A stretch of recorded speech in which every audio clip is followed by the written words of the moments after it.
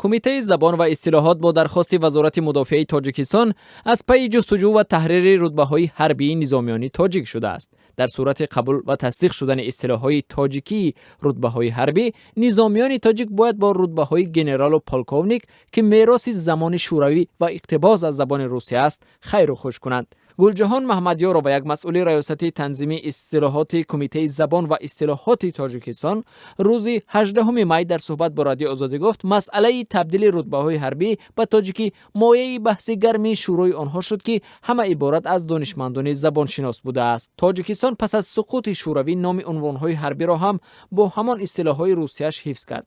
همان گونه که در روسیه اصطلاح‌های کاپیتان و پالکونیک و ژنرال رایج است، در تاجیکستان هم همان گونه نام برده می شود.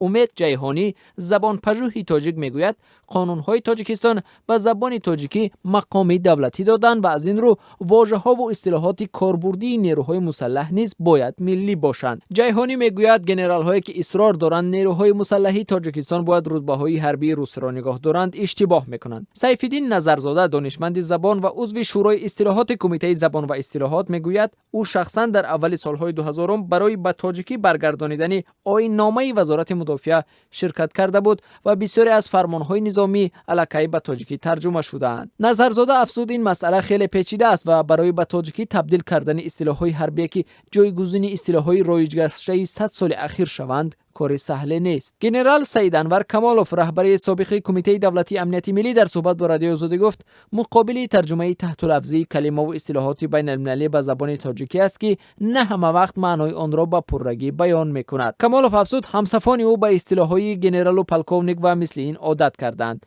اگر اصطلاح‌های نو هم قبول شود، چون در فرمان دادن رتبه‌های ما ژنرال آمده است، ما ژنرال باقی میمانیم، خلاصه کرد کمالوف.